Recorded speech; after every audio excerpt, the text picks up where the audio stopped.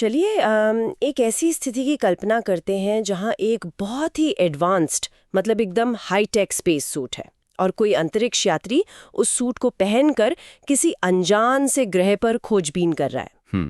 बिल्कुल। वो आराम से सांस ले रहा है, काम कर रहा है, लेकिन समय के साथ अचानक वो सूट पुराना हो जाता है, उसके पुर्जे घिस जाते हैं और वो पूरी तरह काम करना बंद कर देता है। अब अगर कोई दूर से सूट को जमीन पर गिरता हुआ देखे तो उसे लगेगा कि कहानी खत्म। हाँ, यही तो, जिसे अंदर बैठे यात्री के बारे में कुछ ना पता हो वो तो यही सोचेगा कि उस यात्री का अंत हो गया। लेकिन असलियत में वो यात्री तो बस उस खराब हो चुके सूट से बाहर निकला है। वो अभी भी वहीं है, बिल्कुल सुरक्षित। एकदम सही एनालॉजी है ये। और देखिए, जब जीवन और मृत्यु की बात आती है ना, तो मानव जाति सदियों से अक्सर यही गलती करती आ रही है। हम उस बाहरी स्पेस सूट को ही सब कुछ मान लेते हैं। बिल्कुल। और इसीलिए आज की हमारी ये गहन चर्चा बहुत खास होने वाली है। आज हमारे पास जो स्रोत हैं, जैसे श्रीमद् भगवद गीता, 108 उपनिषद और वाल्मीकि रामायण, ये प्राचीन ग्रंथ मृत्यु और पुनर्जन्म के इस गहरे रहस्य को खोलते हैं। और मजे की बात यह है कि ये सब किसी रैंडम लॉटरी की तरह नहीं है। ये एक बेहद सटीक विज्ञान की तरह काम करता है। सही कहा। तो चलिए आज इस जन्म और पुनर्जन्म के चक्र को पूरी तरह से डिकोड करते हैं।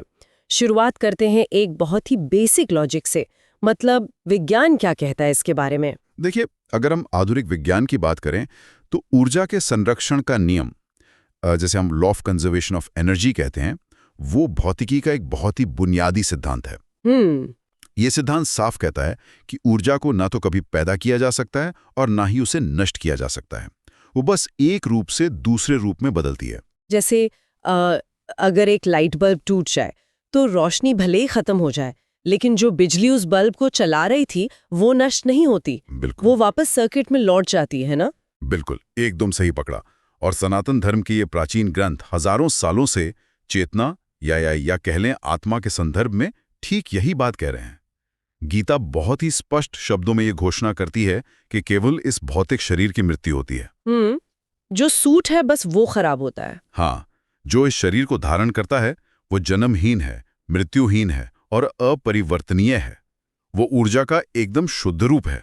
ये बात सच में बहुत दिलचस्प हो जाती है, क्योंकि मृत्यु को एक डरावने ब्लैकआउट या पूर्ण विराम के रूप में देखने की हमारी कंडीशनिंग बहुत गहरी है। हाँ, बचपन से ही हमें ये लगता है। लेकिन जब उपनिषदों को पढ़ते हैं तो मृत्यु कोई हिंसक या अप्राकृतिक अंत नहीं लगती। स्रोतों में इसका एक बहुत ही सुंदर प्राकृतिक उदाहरण दिया गया है। बृहदारण्यक उपनिषद में वो पके हुए फल वाला उदाहरण है ना। हाँ, उसमें कहा गया है कि जिस तरह एक पका हुआ आम, अंजीर या बरगद का फल अपनी डाली से स्वाभाविक रूप से अलग हो जाता है, ठीक वैसे ही मरने वाले व्यक्ति का सूक्ष्म शरीर इस भौतिक शरीर को छोड़ देता है। और यहाँ वो पके हुए फल का जो रूपक है ना, वो बहुत कुछ समझाता है। देखिए, अगर कोई फल कच्चा है और उसे पेड़ से जबरदस्ती खींचा जाए तो क्या होगा? डाली भी टूटेगी और फल भी खराब होगा। काफी पीड़ादायक होगा वो। बिल्कुल, क्योंकि वो फल अभी भी पेड़ से गहराई से जुड़ा हुआ है। लेकिन जब फल पूरी तरह पक जाता है तो वो बिना किसी शोर के, बिना किसी निशान के बहुत ही शांति से डाली को छोड़ देता है। अरे वाह, ये तो प्रकृति का एकदम सहज चक्र है। हाँ, और शरीर के स्तर पर भी ठीक यही होता है। जब हमारे भीतर मौजूद प्राण, जिसे हम जीवन शक्ति या एक तरह की बायोलॉजिकल बैटरी कह सकते हैं, वो जब समाप्त हो जाती है तो ये भौतिक शरीर गिर जाता है। अच्छा, तो अगर शरीर केवल एक खोल है जिसे आत्मा ने पहना हुआ है, तो मृत्यु केवल उस सूट को उतारना है। लेकिन वो कौन सी चीज है जो इस सूट के बिना भी बनी रहती है? मतलब वो जो यात्री है वो अंदर से दिखता कैसा है? यहाँ जो बात सबसे अद्भुत है वो ये है कि चेतना, या जिसे हम कॉन्शियसनेस कहते हैं, वो बनी रहती है, वो कभी नष्ट नहीं होती। तो हमारा दिमाग जो काम कर रहा है वो क्या है? देखिए, जब इंसान जागृत अवस्था में होता है ना, तो उसका भौतिक मस्तिष्क बस एक प्रोसेसर की तरह काम कर रहा होता है, हार्डवेयर है वो। लेकिन मृत्यु के बाद जिसे हम सूक्ष्म शरीर या एस्ट्रल बॉडी कहते हैं, वो सक्रिय हो जाता है। और ये कोई रहस्यमयी भूत प्रेत वाली बात नहीं है। हाँ, लोगों को लगता है कि सूक्ष्म शरीर मतलब कोई सफेद कपड़े वाला भूत। अरे नहीं, ये सूक्ष्म शरीर असल में हमारे मन, बुद्धि, अहंकार और हमारे जितने भी संचित संस्कार हैं, यानी कार्मिक इम्प्रिंट्स, उनका एक बेहद सूक्ष्म ऊर्जा वाला आवरण है। मतलब इंसान की जो असली पहचान है, उसकी यादें, उसके गहरे झुकाव, वो सब इस एस्ट्रल बॉडी में सेव रहते हैं। बिल्कुल, बाहरी हार्डवेयर भले ही नष्ट हो गया हो, लेकिन सारा जरूरी डेटा क्लाउड पर सुरक्षित रहता है और वो आगे की यात्रा पर निकल जाता है। क्या बात है। अब चूंकि मृत्यु केवल एक शरीर का त्यागना है, तो तार्किक रूप से अगला प्रश्न ये उठता है कि आत्मा नया शरीर कैसे धारण करती है? क्या ये सब अचानक से हो जाता है? नहीं, ये कोई अंधी छलांग नहीं है। हाँ, और स्रोत में एक बहुत ही अजीब लेकिन सटीक उदाहरण है, जोक का उदाहरण, जिसे हम लीच कहते हैं। बिल्कुल, बृहदारण्यक उपनिषद का वो उदाहरण। हाँ, उसमें बताया गया है कि एक जोक घास के एक तिनके पर चलती है। वो एकदम अंत तक पहुंचती है, लेकिन वो उस तिनके को तब तक नहीं छोड़ती जब तक कि वो दूसरे तिनके को मजबूती से पकड़ न ले। एकदम सही। वो हवा में कोई रैंडम छलांग नहीं लगाती कि चलो देखते हैं कहाँ गिरेंगे। और ये मैकेनिज्म पुनर्जन्म की प्रक्रिया को बहुत ही वैज्ञानिक ढंग से स्पष्ट करता है। आत्मा अपनी इस यात्रा में तभी भी असहाय या दिशाहीन नहीं होती। तो मतलब जोक के उदाहरण का सीधा अर्थ ये हुआ कि आत्मा पूरे होशो आवास में नया शरीर चुनती है। जी, सूक्ष्म शरीर के रूप में आत्मा पूरी चेतना और जानकारी के साथ एक नया शरीर धारण करने की प्रक्रिया शुरू करती है। वो पहले अगले जन्म की परिस्थितियों, माता पिता और वातावरण के साथ एक फ्रीक्वेंसी मैच खोजती है। फ्रीक्वेंसी मैच मतलब जहां उसकी वाइब्रेशन मैच करे। हाँ, और जब वो उस नई जगह पर अपनी पकड़ मजबूत कर लेती है, केवल तभी वो पुराने शरीर के मोह या पुरानी चेतना को पूरी तरह से त्यागती है। ये पूरी तरह से एक सचेत प्रक्रिया है, कोई एक्सीडेंट नहीं है। एक और उदाहरण जो स्रोत में मिलता है वो एक सुनार का है, मतलब गोल्डस्मिथ। हाँ, वो भी बहुत सटीक है। एक सुनार कभी भी सोने को ऐसे ही बेतरतीब ढंग से नहीं पिघलाता। वो पुराने सोने के आभूषण को भट्टी में डालता है, अशुद्धियों को जलाता है और फिर अपनी योजना के अनुसार एक नया और ज्यादा सुंदर आभूषण बनाता है। बिल्कुल। इसी तरह आत्मा अपने पिछले कर्मों और अनुभवों के कच्चे माल का उपयोग करके अपने लिए एक नया और बेहतर रूप तैयार करती है। देखिए, इस प्रक्रिया को समझने से ना कर्म का असली अर्थ सामने आ जाता है। ये साफ हो जाता है कि इंसान अपनी नियति का रचयिता स्वयं है। सूक्ष्म शरीर कोई मनमानी नहीं करता, वो व्यक्ति के विचारों की वाइब्रेशन और उसके कर्मों के गुरुत्वाकर्षण से संचालित होता है। ये एकदम चुंबक की तरह काम करता है। अच्छा, तो जिस तरह की ऊर्जा या संस्कार जीवन भर जमा किए हैं, मृत्यु के बाद सूक्ष्म शरीर उसी तरह के वातावरण की ओर खिंचा चला जाता है। 100%। ये चुनाव पूरी तरह से उस डेटा पर आधारित है जो व्यक्ति ने खुद लिखा है। अगर हम इसे आज के नजरिए से देखें ना, तो मुझे एक बहुत ही सटीक उदाहरण याद आ रहा है। स्रोत के विश्लेषण में भी इसका जिक्र है, कंप्यूटर गेम का उदाहरण। अरे हाँ, वो मारियो वाला उदाहरण। हाँ, सोचिए कोई बहुत ही मुश्किल वीडियो गेम खेल रहा है। स्क्रीन पर जो कैरेक्टर है वो आग के गोलों से बच रहा है, गड्ढों में कूद रहा है। अगर वो गड्ढे में गिरता है तो गेम में उसे नुकसान होता है। लेकिन जो असली खिलाड़ी सोफे पर बैठकर चिप्स खाते हुए रिमोट कंट्रोल से उसे चला रहा है, उसे तो कोई खरोच नहीं आती। बिल्कुल नहीं, वो पूरी तरह सुरक्षित है। और यही इंसान की वास्तविक स्थिति है। हम स्क्रीन के बाहर बैठे खिलाड़ी हैं जो अपनी चेतना के जरिए इस भौतिक दुनिया के किरदार को नियंत्रित कर रहे हैं। हम कोई पीड़ित या विक्टिम नहीं है। इस नजरिए से देखने पर तो मनोविज्ञान के कई उलझे हुए धागे ऐसी सुलझ जाते हैं। अक्सर लोग ये मानकर बैठ जाते हैं कि उनके जीवन में जो भी पीड़ा है या दुख है वो शायद किसी बाहरी शक्ति की साजिश है। हाँ, लोग कहते हैं किस्मत खराब है या भगवान सजा दे रहा है। लेकिन ये ज्ञान इस भ्रांति को एकदम तोड़ देता है। कर्म कोई ऐसी सजा नहीं है जो ऊपर बैठा कोई जज सुना रहा हो। कर्म एक प्राकृतिक नियम है, जैसे न्यूटन का तीसरा नियम, हर क्रिया की समान और विपरीत प्रतिक्रिया होती है। सही बात है। हमारा वर्तमान जीवन और हमारा वातावरण हमारे ही संचित कर्मों और हमारे ही मन की स्थिति का एक एक फिजिकल प्रिंट आउट है। और ये एक बहुत बड़ा शिफ्ट है, क्योंकि अगर ये हमारा ही प्रिंट आउट है तो हम इस स्थिति को बदल भी सकते हैं। बिल्कुल। हमारे हाथ में वो गेमिंग कंट्रोलर है। लेकिन एक मिनट रुकिए, यहाँ मुझे एक बहुत बड़ी और व्यवहारिक समस्या दिख रही है। क्या? अगर हमारे हाथ में कंट्रोलर है, अगर हम अपनी यात्रा खुद चुन रहे हैं, तो इंसान बार बार इस भौतिक दुनिया में लौटकर क्यों आता है? ये बहुत गहरा सवाल है। मतलब एक ऐसी दुनिया जहाँ इतना संघर्ष है, बीमारियां हैं, धोखा है, पीड़ा है, कोई भी समझदार खिलाड़ी बार बार उसी मुश्किल और दर्दनाक लेवल को क्यों खेलना चाहेगा? और इसी प्रश्न के उत्तर में जन्म और मृत्यु के चक्र का सबसे बड़ा रहस्य छुपा है। मुंडक उपनिषद और बाकी स्रोत ग्रंथ बताते हैं कि इस चक्र में बार बार वापस आने का सबसे बड़ा कारण है इच्छा और अज्ञानता। इच्छा और अज्ञानता, थोड़ा समझाएंगे इसे? देखिए, जब तक मन में इस भौतिक दुनिया की वस्तुओं, रिश्तों, पद, पैसे या बाहरी कर्मकांडों से जुड़ी इच्छाएं बाकी रहती हैं, तब तक वो इच्छाएं एक अदृश्य चुंबक की तरह काम करती हैं। अच्छा। वो इंसान को बार बार इसी दुनिया में खींच लाती हैं। इन ग्रंथों में यात्रा के दो मार्गों का बहुत ही मनोवैज्ञानिक तरीके से वर्णन किया गया है। एक है चंद्रमा का मार्ग और दूसरा है सूर्य का मार्ग। तो स्रोत के अनुसार ये चंद्रमा के मार्ग का अर्थ क्या है? ये इच्छाओं से कैसे जुड़ा है? हम सब जानते हैं कि चंद्रमा का अपना कोई प्रकाश नहीं होता, वो केवल सूर्य के प्रकाश को परावर्तित करता है, रिफ्लेक्ट करता है। हाँ। चंद्रमा के मार्ग पर वो लोग जाते हैं जो भौतिक इच्छाओं से पूरी तरह बंधे होते हैं, जो बाहरी दिखावे वाले अनुष्ठानों में जीवन बिताते हैं, इस उम्मीद में कि बाहरी चीजें उन्हें अंदर से खुशी देंगी। तो मृत्यु के बाद उनका क्या होता है? मृत्यु के बाद उनकी चेतना कुछ समय के लिए अपने अच्छे कर्मों के अनुसार आराम की अवस्था में रहती है, लेकिन जैसे ही वो ऊर्जा खत्म होती है, वे फिर से पृथ्वी पर जन्म लेते हैं। क्योंकि उनकी इच्छाओं का ग्रेविटेशनल पुल पृथ्वी की ओर है। बिल्कुल, जहां इच्छा होगी सूक्ष्म शरीर वहीं जाएगा। ये एक तरह का इको चैम्बर है, जहां इंसान अपनी ही अधूरी इच्छाओं का बार बार सामना करता है। लेकिन देखिए, अगर इच्छाएं हमें वापस लाती हैं, तो ये बात सुनने में बहुत ही निराशाजनक लग सकती है।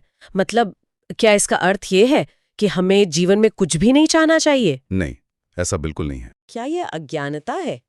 अगर हम हर इच्छा को खत्म कर दें, तो क्या हम पत्थर नहीं बन जाएंगे? ये एक बहुत ही जायज चुनौती है, और आपको बता दूं, अक्सर उपनिषदों के ज्ञान को यहीं पर सबसे ज्यादा गलत समझा जाता है। स्रोत ग्रंथ बहुत स्पष्ट करते हैं कि इच्छा अपने आप में कोई मूल बीमारी नहीं है। तो फिर क्या है? ये केवल एक बहुत गहरी अज्ञानता का लक्षण है, एक सिम्टम है। इसे एक मेडिकल उदाहरण से समझते हैं। मान लीजिए किसी को खसरा यानी मीजल्स हो गया है, तो उसकी त्वचा पर लाल चकत्ते पड़ जाते हैं। अब वो लाल चकत्ते खुद बीमारी नहीं है ना? नहीं, वो तो सिर्फ बता रहे हैं कि शरीर के अंदर कोई वायरस है। बिल्कुल। उन लाल चकत्तों पर कोई भी बाहरी क्रीम लगाने से खसरा तो ठीक नहीं होगा। अरे वाह! यानी इच्छाओं का दमन करना या ऊपर से जबरदस्ती सन्यासी बन जाना, ये तो बस लाल चकत्तों पर क्रीम लगाने जैसा हुआ। असली बीमारी तो कहीं और है। एकदम सही। हमारी असली आंतरिक बीमारी है स्वयं को अपूर्ण मानना। ये मानना कि मैं अधूरा हूं, और जब तक मुझे वो कार, वो पद या वो खास इंसान नहीं मिल जाता, तब तक मैं खुश नहीं हो सकता। और इसी खालीपन को भरने के लिए हम अनगिनत इच्छाएं पैदा करते रहते हैं। हाँ, लेकिन जब किसी को ये बोध हो जाता है कि वो स्वयं पूर्ण है, वो उसी परम ब्रह्म का अंश है, तो बाहर से कुछ भी पाने की लालसा अपने आप खत्म हो जाती है। जब भीतर का घड़ा पहले से ही पानी से भरा हो, तो उसमें और पानी डालने की इच्छा ही नहीं उठती। बिल्कुल। ये कोई जबरदस्ती किया गया वैराग्य नहीं है, ये समझ से उपजी हुई आजादी है। जैसे एक खिलाड़ी जो बिना हारने के डर के सिर्फ खेल के मजे के लिए खेलता है, वो उस खिलाड़ी से कहीं बेहतर खेलता है जो ट्रॉफी न मिलने के डर से कांप रहा हो। क्या बात है, बहुत ही सटीक उदाहरण है ये। अगर हम इसे बड़े परिदृश्य से जोड़ें, तो इसका मतलब है कि ये भौतिक जगत कोई जेल खाना नहीं है जहां से हमें बस भागना है।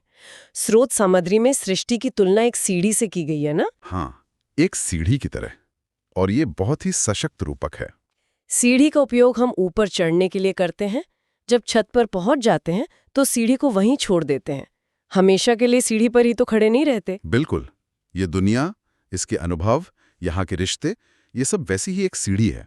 ये हमारे विकास के लिए बनाई गई है। और जो लोग इस सीढ़ी का सही उपयोग कर लेते हैं, जो लोग सत्य को जान लेते हैं, वो मृत्यु के बाद सूर्य के मार्ग से जाते हैं। सूर्य स्वयं प्रकाशित है। इस मार्ग का अर्थ है पूर्ण सत्य का साक्षात्कार। ऐसे लोगों के लिए जन्म और मृत्यु का ये पहिया हमेशा के लिए रुक जाता है। अब यहाँ एक बहुत ही प्रैक्टिकल सवाल उठता है।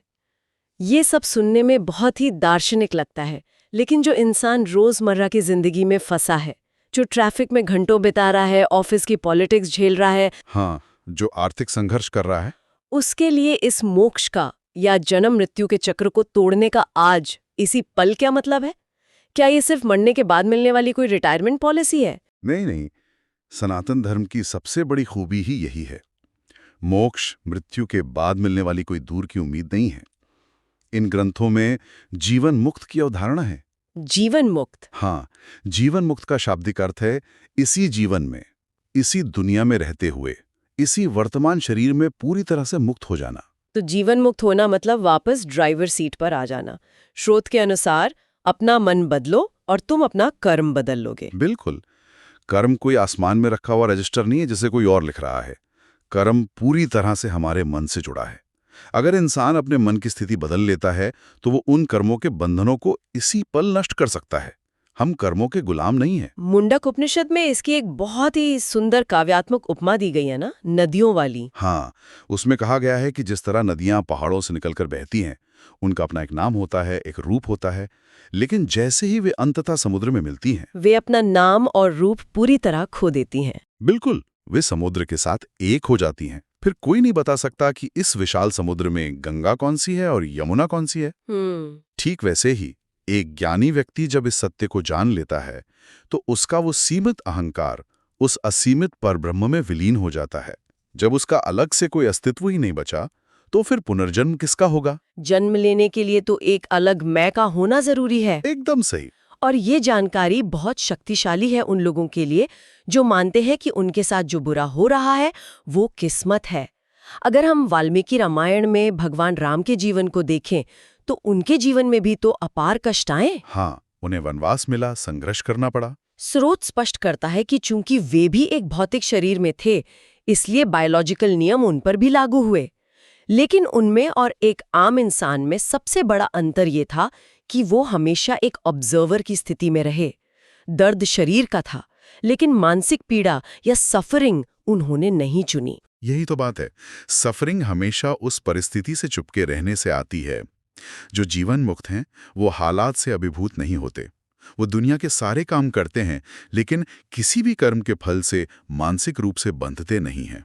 तो ये ज्ञान किसी एक धर्म या दर्शन तक सीमित नहीं है। ये सबके लिए एक वैज्ञानिक और तार्किक सत्य है। बिल्कुल।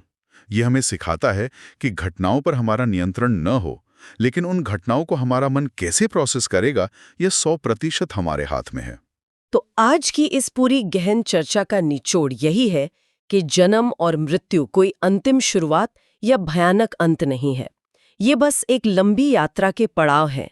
हमारी इच्छाएं हमें वापस लाती हैं और आत्मज्ञान हमें इस चक्र से मुक्त करता है। और वाल्मीकि रामायण का वो संदर्भ हरि अनंत, हरि कथा अनंता, ये यहाँ एकदम सटीक बैठता है। ये चक्र असीमित है और वो परमात्मा भी असीमित है। और मेरे हिसाब से इस ज्ञान का सबसे बड़ा फायदा ये है कि ये हमारे अंदर से मौत के डर को खत्म कर देता है। 100%। मौत सिर्फ एक स्वाभाविक बदलाव बन जाती है। पुराने सूट को उतारकर नया सूट पहनना। जीवन में लाचारी की भावना खत्म हो जाती है क्योंकि हम खुद अपनी कहानी लिख रहे हैं। बिल्कुल, हम हर पल अपने अगले अध्याय को लिख रहे हैं। और यही विचार आज की चर्चा को उस जगह पर लाता है जहां एक बहुत ही गहरा सवाल खड़ा होता है। कैसा सवाल? अगर हमारी इच्छाएं ही ये तय करती हैं कि हम अगला शरीर कौन सा लेंगे, तो आज इस पल आप अपने मन में कौन सी इच्छाएं पाल रहे हैं? क्या वे इच्छाएं आपको बांध रही हैं या आपको स्वतंत्र कर रही हैं? अगली बार जब आप किसी चीज की बहुत गहरी लालसा करें, तो सोचिएगा, क्या ये अगले जन्म का ब्लूप्रिंट तो तैयार नहीं कर रही?